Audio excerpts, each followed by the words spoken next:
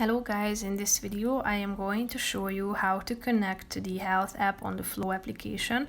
But first I just want to mention, don't forget to subscribe to my channel because at 10,000 subscribers I am going to show you my whole YouTube revenue statistics and growth strategy, how to make money online. So let's jump into it. First of all, open the app on your phone.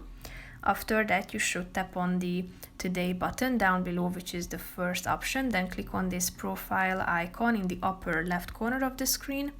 Then scroll down and tap on Settings.